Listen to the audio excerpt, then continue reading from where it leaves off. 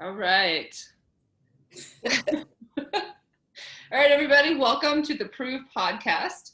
I am honored to be joined by Christina Chamberlain. This is a friend that I've had for, I just did the math, like 20 years. Did you do the 19 or 20 years? It's going on 20 at the beginning of next year, as a matter of fact. Yep. That's right. That's right.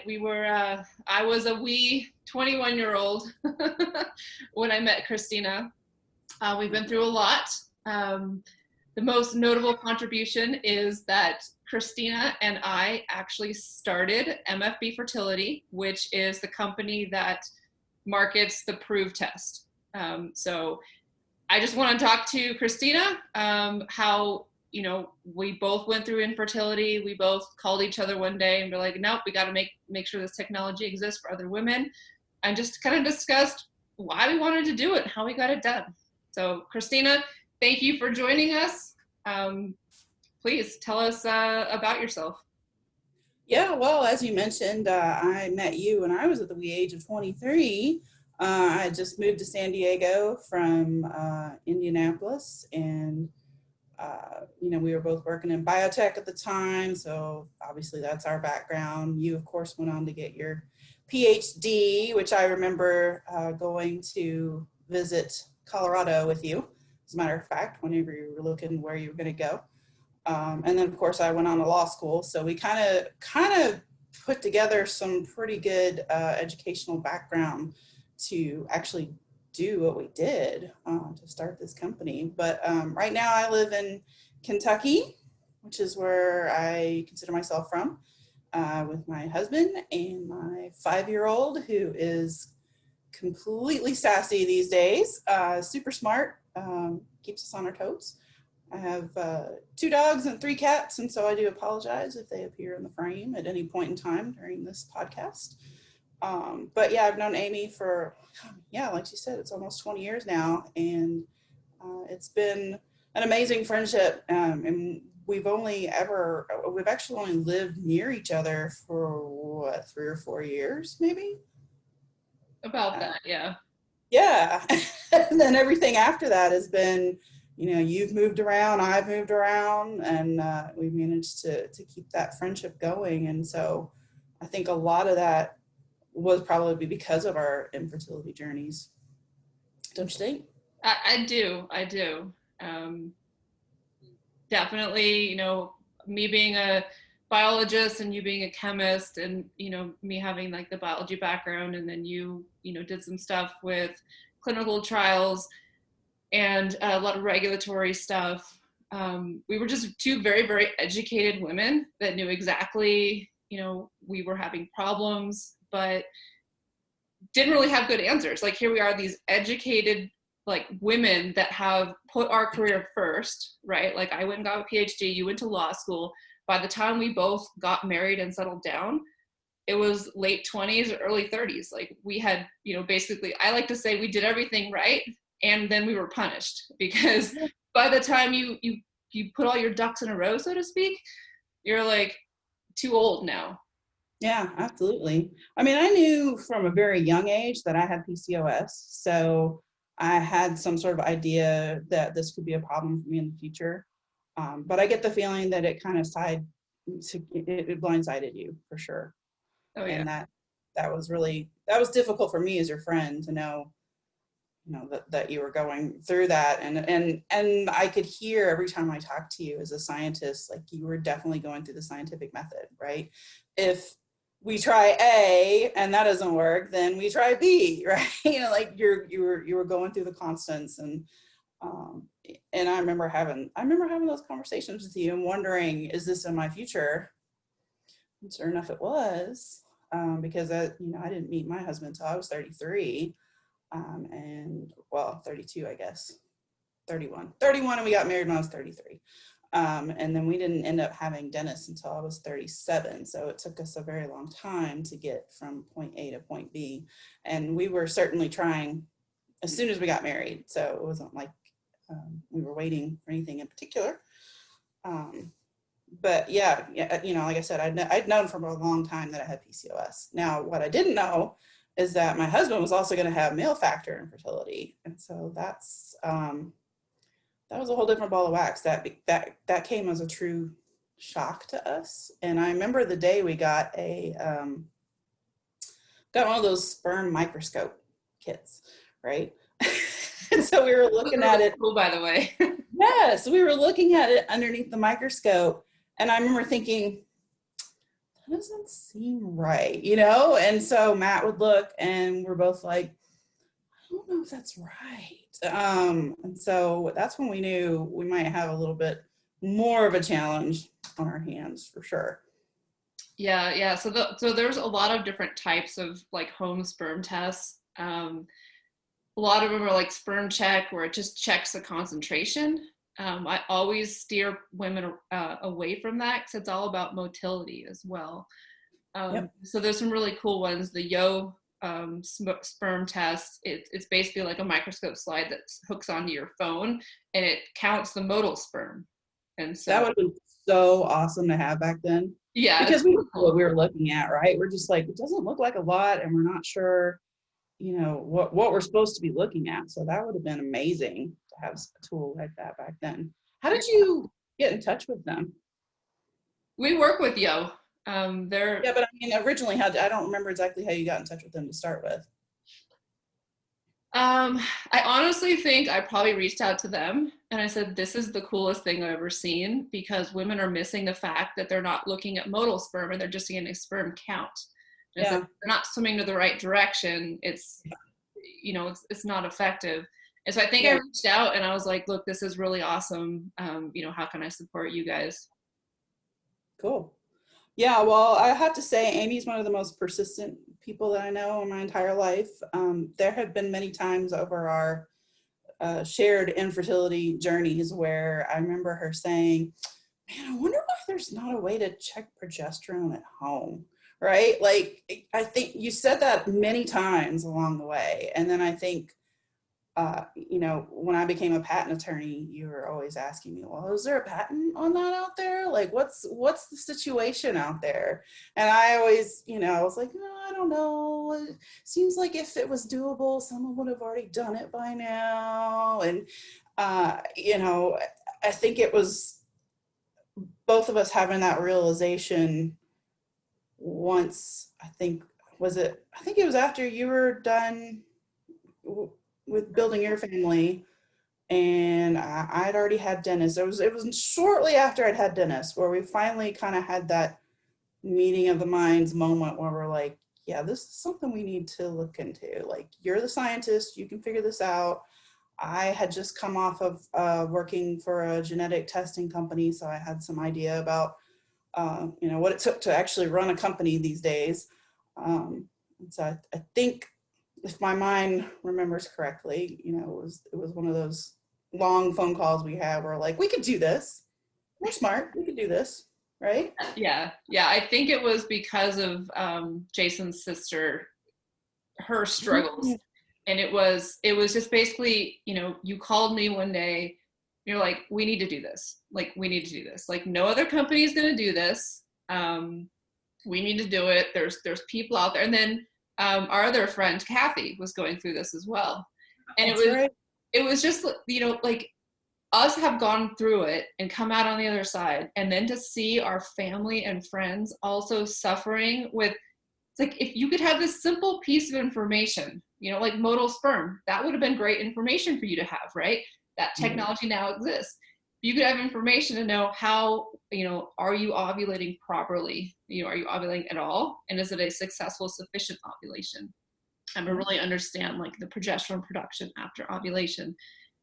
It's like, if we could invent that, it'd be huge. Like, it would help so many people. And I think that's how that conversation started, was, we're done. We built our families.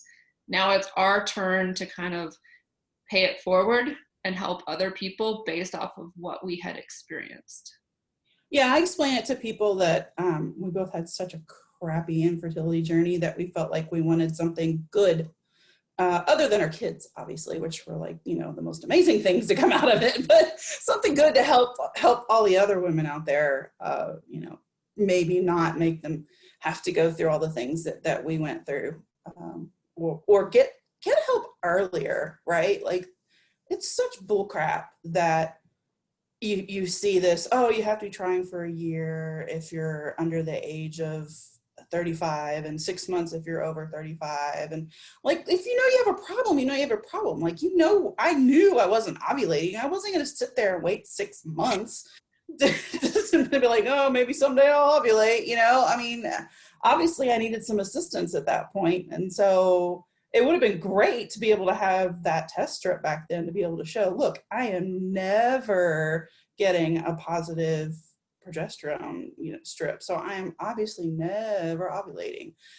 So it just blows my mind how it's like there's these strict rules out there about how you have to help yourself with your own fertility. That's crap. Yeah, I know. My favorite rule is 3 losses. It's like, I'm sorry, you want me to have 3 miscarriages and lose 3 babies before you're going to run diagnostic tests on me? That's insane. It really is. And the heartache that women have to go through. I mean, we can talk about it. I had my ectopic loss. We did an IUI because of the fact that Matt didn't have enough sperm to do, you know, we had to move forward with IUI. And the very first one, I had an ectopic loss. And that was devastating to me. And that was only like 5 weeks, right? Like, I just couldn't even imagine women going through later losses. I mean, a loss is a loss. And I certainly don't, you know, want to play the pain Olympics or anything like that. I don't want to dismiss a 5-week loss because it's still a loss. And I still remember the remaining IUIs that I did. I still remember, I swear I saw a positive line on some of those tests. And I know, you know, I showed them to you too. And I'm like, I swear there's a line on there, right? Like, something just, you know, wasn't working. And I did end up moving to IVF, you know, and people should probably know that, but it was because the ectopic had actually wrecked my tubes pretty bad. And so I ended up having to have the tubes removed. So hold on, I'm gonna back the truck up for a second. Okay. When you were doing IUIs, I don't think I've ever asked you this question, but when you were doing the IUIs, were you taking supplemental progesterone after ovulation? You were? Yeah, every time. Yeah. Okay. Yeah. A lot of people don't. They'll do IUIs, they'll do like Clomid or something like that, and they'll assume that the Clomid made a stronger ovulation and that progesterone is not a problem anymore. Yeah. So it's usually the first question I ask is, you know, you're spending quite a bit of money and time and effort doing IUIs. Try to support it the best that you can. Yeah. Well, I think the difference there is a lot of times women are doing it through their OB and not a reproductive endocrinologist. But I've even seen some REs that don't prescribe it, which just absolutely blows my mind, or won't monitor or whatever. I mean, unmonitored Clomid, I don't care one way or the other. I mean, I feel like if you're willing to take the chance of possibly having multiples, then that's your decision to do, right? But I think, like you said, I think it's unconscionable that an OB is not going to go ahead and prescribe. If they're going to prescribe the Clomid, why not prescribe the progesterone too, right? Yeah. Why? What's the point? I mean, it could work, and it has worked, and it does work, but I would rather have that insurance policy, quite honestly.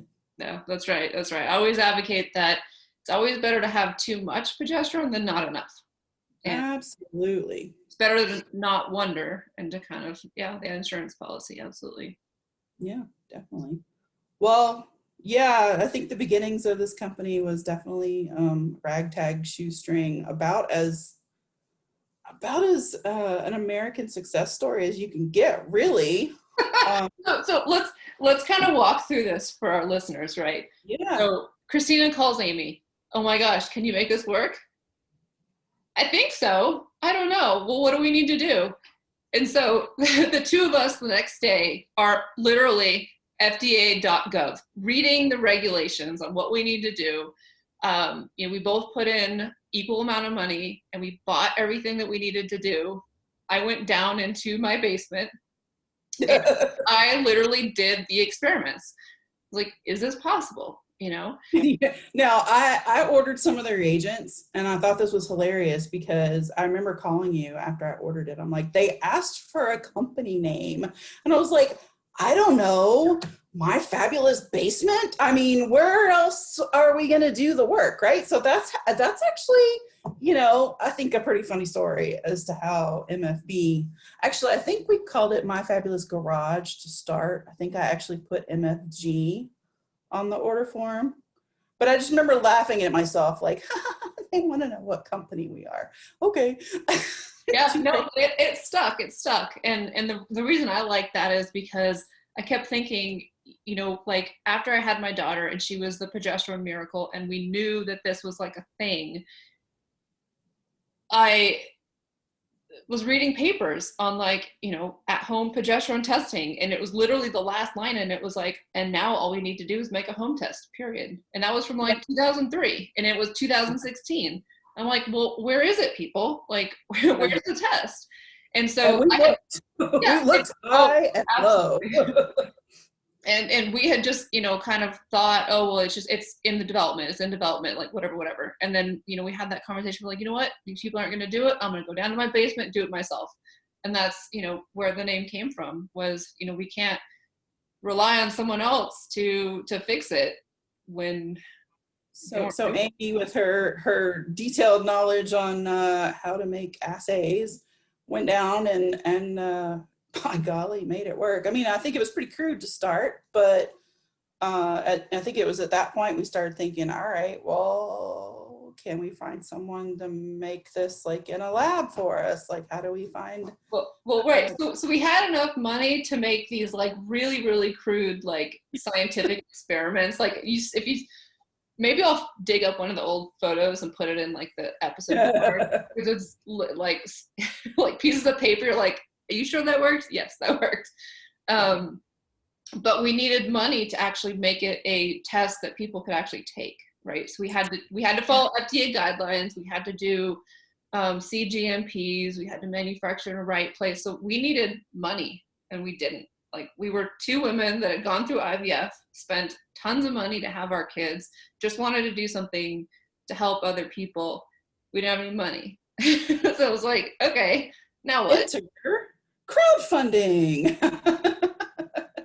It's amazing what you can crowdfund these days, isn't it? Now we couldn't do it on Kickstarter because they wouldn't let us do medical device testing or things like that. So I think maybe I was the one that found the Indiegogo. I think so. And we went to Fiverr or Upworks or something and paid like $50 for a logo or something. Yep.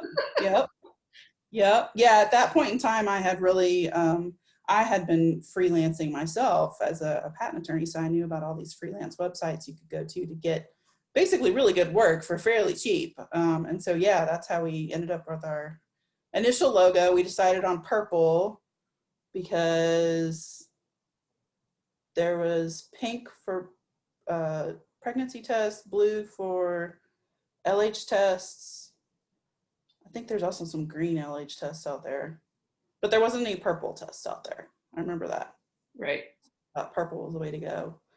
And then we had the butterfly, which is, I think, kind of a signatory for loss. It is. Yeah. So it kind of resonated for both of us. And then, then we just put together this campaign on Indiegogo. And it just took off like wildfire. It was crazy. Like, I remember every time we would log in, we'd be like, oh my gosh, look at that. Oh my gosh, look at that. It was, that was a learning experience though, in and of itself. Crowdfunding is not for the faint of heart. Oh, I know. And yeah, I often have people asking me, oh, how did you get your crowdfunding to be so successful? And I was like, because we had a good product and a good idea. I mean, it had to have been that, because if you look back at our campaign, it looks like two scientists putting something together on Photoshop. And it was like, like the branding, not there, the product absolutely sound, right? Like the idea sound, the science good. Yeah, we're not marketing experts by any means, that's for darn sure. But we did find a manufacturer to do it for the price that we thought we could get it done from, just to make sure we could develop a test. So, I mean, I think that's pretty impressive. I mean, I know we had to bounce around to what we did, two different manufacturers. Yeah. Yeah, we had one to start. He did the very initial work and basically put it on the lateral flow background, which is like the, the rapid test format. He put it on that format, said, yes, this works. And then he decided he didn't want to do any more. And then we took that and brought it to somebody else who was able to take that and put it into, full, CGMP FDA manufacturing. And but I don't know if you want to talk about this or not, but at that point, you're the one that really had to take that leap, right? I mean, you're the one that had to put your money where your mouth was at that point. Yeah. In order to make sure that we could actually get a product that we could sell. And that was a huge risk for you and your family. And I'm just so grateful that you guys decided to do that. Particularly at that point in time, I think that was around the time when I started having my health issues. And so I was really going to have to start backing away from some of what we were doing. So you really had to step it up at that point. So I'm really impressed with you. Yeah, we were at that point where we used all our money, and in order to buy the next lot, I had to take a line of credit and basically put up, my life savings as collateral for that. So I was taking this leap of faith of, okay, I'll buy the inventory and then I'll sell it and put it back. And, we were two scientists. We had never developed a product. We had never scaled a company. We didn't live in San Francisco. We didn't have investor friends. Did not sell on Amazon. Yeah, I figured out how to sell my stuff on Amazon in a plastic bag, and that's, but nobody would give us funding. And it was like, either I have to do this, find a way myself and take that leap of faith, or it just never gets done. And I remember having a phone call with you, Christina, first, saying, look, I support you. This is so awesome. I just can't be who you need me to be. And it was hard, but I appreciated it. Like, I understood, where you were. You said, basically, I only have so many hours in the day, and I have a son and I have a husband, and I have to do that. And I was like, yes, you absolutely do. You absolutely do. And I was going to basically call that last lot the last lot and be like, you know what, we gave it a good, college effort. Like, it's just not working. And then I remember getting an email from somebody that's basically like, you saved my marriage. Those words, you saved my marriage. I was like, oh my gosh, like, I can't give up. Like, there's so many people out there that need us. And that's when, you took a back seat. Always, you're on the board, you're always, there to help. You guide, the product, everything. But that's when I stepped out and said, all right, we need money and we need resources. Yeah. We need marketing. We need like true business help. And that's when Ellen joined the company a few months later. We got hooked up with the Hillman Accelerator, who was funded by P&G, which, makes Charmin, Bounty, all those kind of consumer goods. So we got into good hands, and we helped us really grow and foster the brand and the technology and the tech.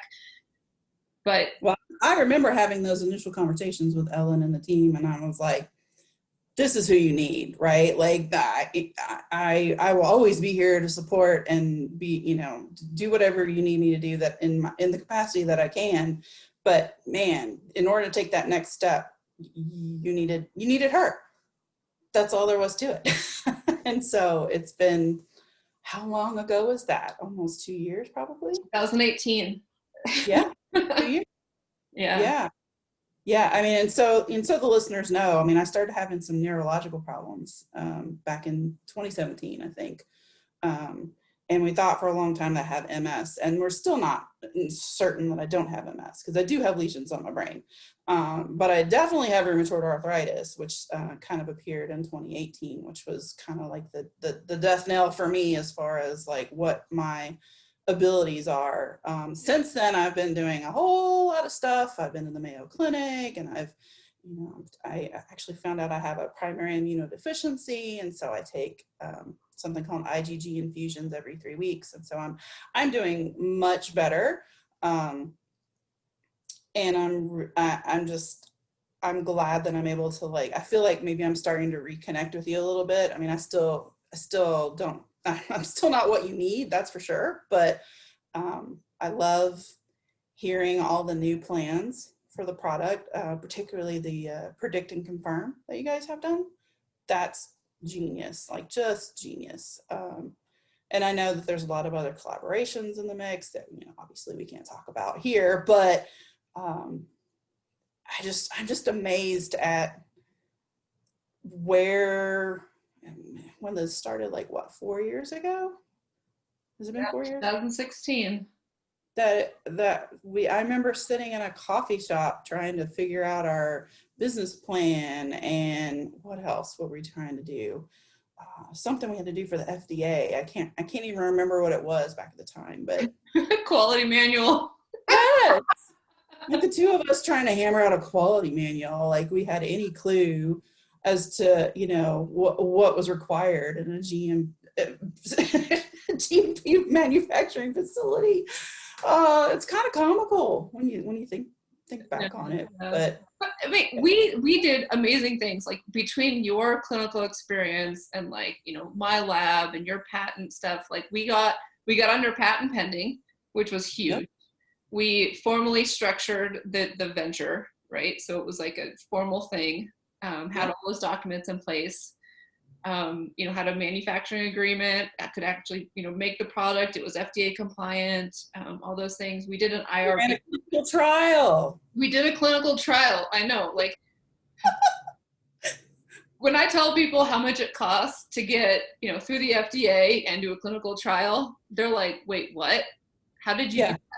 I'm like, well, when you're 2 infertile women and you have like the brains, you can figure it out. Yeah.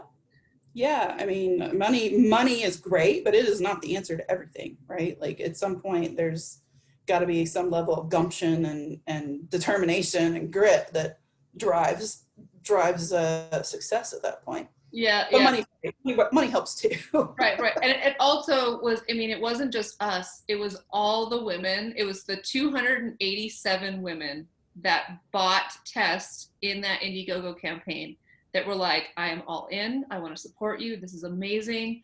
And they helped us. They basically took our prototype and transformed it into a validated, clinically studied product.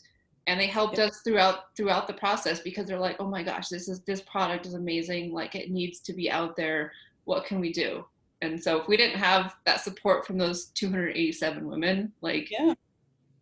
I laugh. I also think about the fact that, from an FDA standpoint, how many times we poured over those documents, and in our head, we're like, this is an exempt product. This has to be an exempt product, right? This is an exempt product. And it wasn't until we actually got some success that the FDA decided that, they wanted to clear it. And you guys still managed to clear that hurdle, and quickly at that, because we had all that data. Right? I mean, that's crazy when you think about it, that we kind of knew in the back of our heads the whole time, if the FDA comes knocking, we want to make sure we've got our ducks in a row and we can show them, yes, this is clinically validated.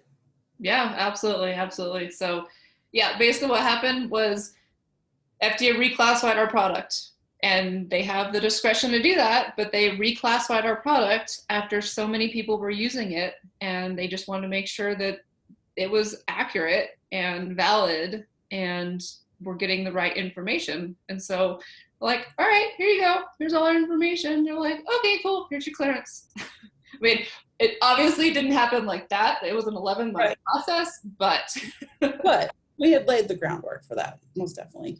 Well, I know we don't have a whole lot of time today, but I did want to bring up I remember you being so incensed at one point because we had received some feedback on a grant that we had applied for that basically said women don't need this type of information. Oh, Talk about that a little bit. Right. So here we are, just trying to survive, trying to get money, right? We're like 2 women that have founded this company, and we go to the NIH, National Institute of Health, and they have the grant program that helps you with innovative, technologies. So they had this. Was it STTR or SBIR? I can't remember. SBIR, so Small Business Innovation Research Grant. And it was like, build a better infertility diagnostic tool. That was basically what they wanted. We're like, sweet. We're going to build this amazing thing that's going to measure all your hormones. It's going to tell you like what they are, and it's going to give you insights. So you can share it to your doctors. And they wrote back and they're like, no, women don't need this information. It's actually harmful, and only doctors can have access to this. Not funded. I was like, yeah. Seriously? Yeah.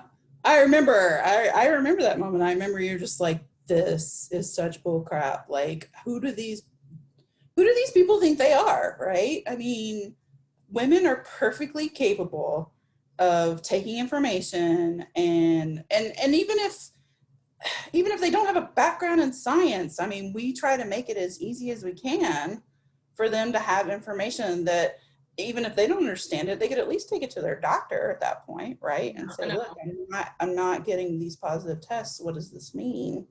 Right. It's a catch-22 thing, right? Like we talked about this before. You got to be infertile 12 months or 3 losses, or 6 months if you're over 35 to go talk to a doctor. Mm-hmm. And they were telling us women couldn't have this information. So it's like, we're stuck. Yeah.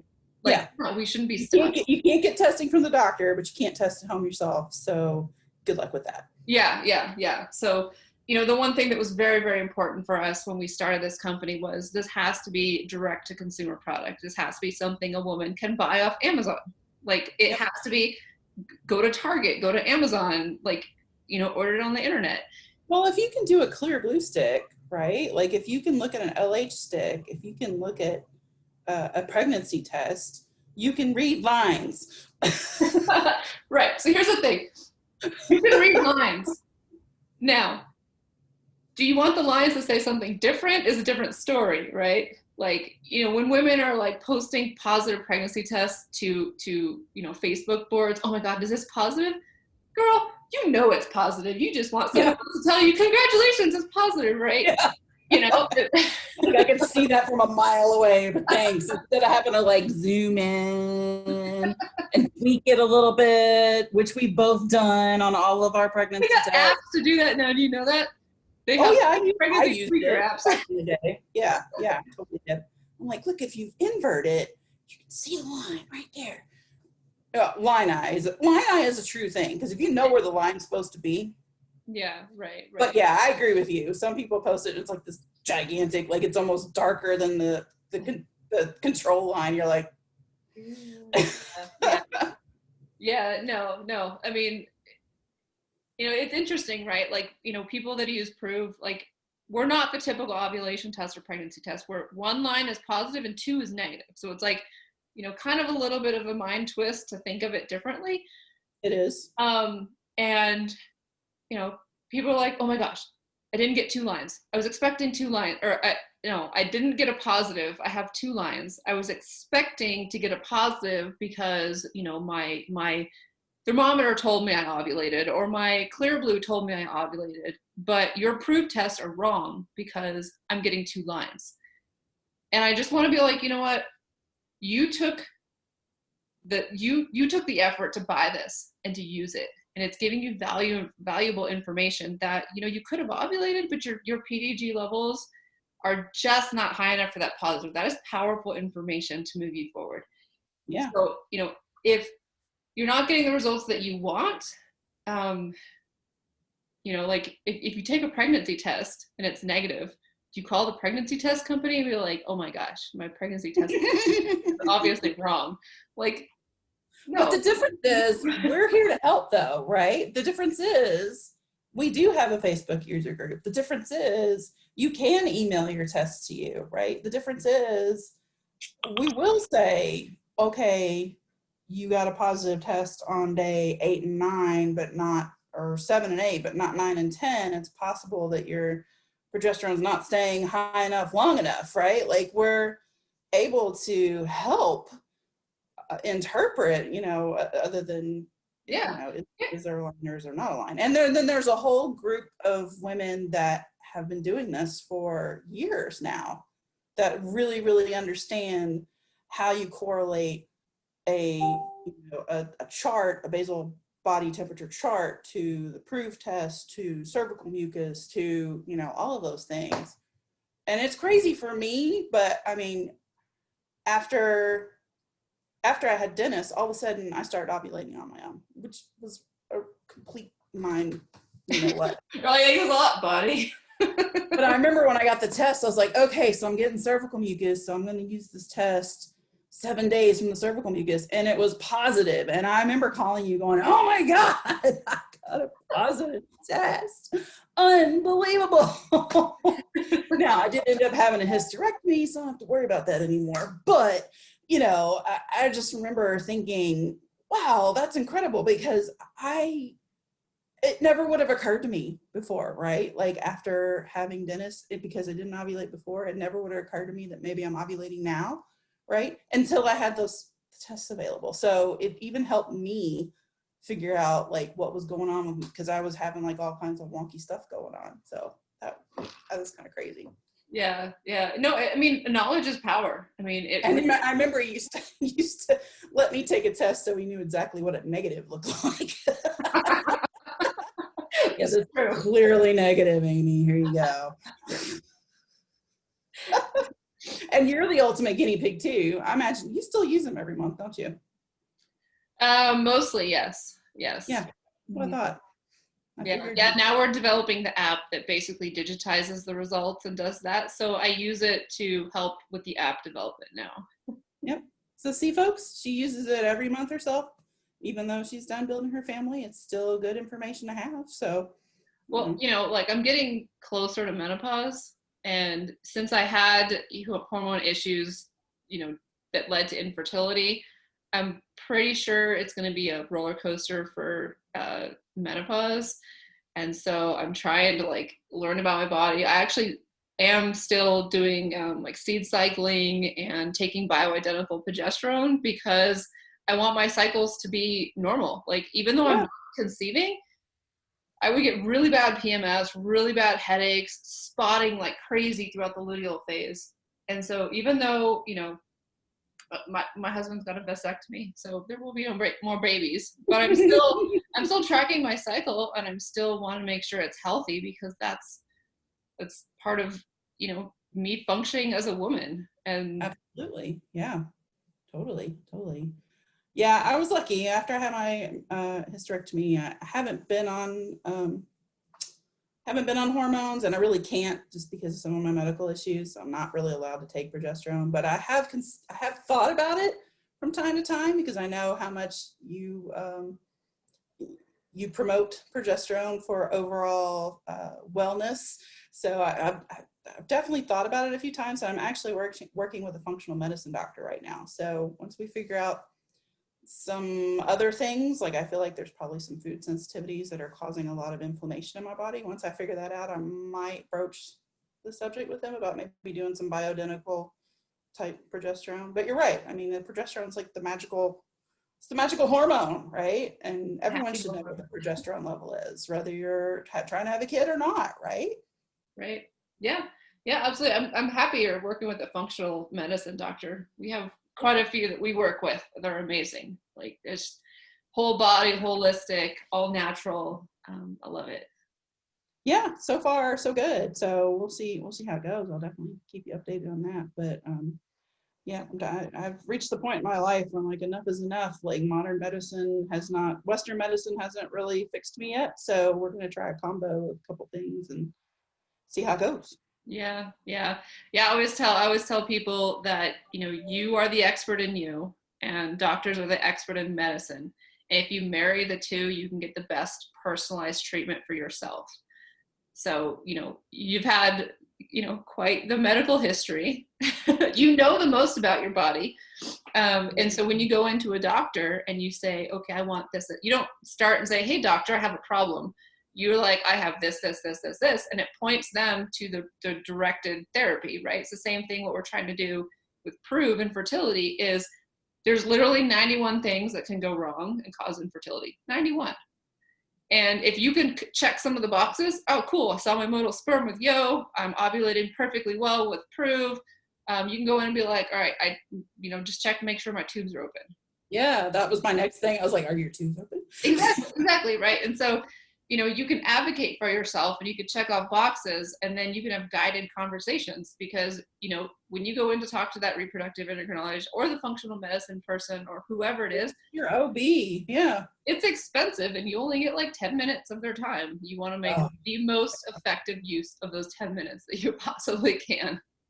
So that's a plug I'm going to make for functional medicine, is that I got 90 minutes in my first appointment with my doctor, and it was amazing, and I didn't feel rushed. And when you've got a complicated medical history, you definitely want to not have just 10 minutes to spit it out, because they're only going to identify like one thing they think they can fix at that visit and screw the rest of it. So yeah. Well, I think that is a great place to end, that women are smart and they can go through that flow chart, if so to speak, and check off those boxes and not have to wait the stupid year or 3 losses or whatever it is. And I think that Proov is going places, and I'm so excited to see what this next year brings. I know 2020 has just been a nightmare, so maybe 2021 will be better for everyone across the board. I'm sorry, I'm gonna swat my cat away. Jeez, made it the whole time. But yeah. I miss you. I really want to go to Vegas. I'm actually feeling like I would be up for a trip if that were, I don't even know if Vegas is open at this point. I just saw something. It is open, but vaccines shall be required. You'll probably want to cut that out of the podcast, but really? To go to Vegas, you got to get a vaccine. You got to show your vaccination record off the plane. No, I was just kidding. That's my requirement. Oh God. Yeah, Matt needs to go back to work in a really bad way, but he can't go back until he gets a vaccine. So even though I think I already had COVID, I can't prove it because I never got a positive test, and I didn't have any antibodies, and we think it's probably because my IgG screwed that up. So wow. Anyway, right, let me start that again. I miss you, and I hope we get to hang out again sometime soon. And I look forward to everything that Proov does in the next year, and hopefully I can write a few blogs for you. That's what I was just about to say, is we're gonna have some guest appearances from Christina. Yep. About PCOS, ectopics, male factor. Yep. I got all the experience. It's all in my head. I'm just ready to write it down. I don't know if I can do it in 1,000 words or less, but we'll see how it goes. Try not to bore the crap out of your readers. Let's put it that way. Yeah. Well, thank you very much, Christina. I appreciate you being on the podcast, and we will see you on the blog. It's good to catch up. All right. Take care.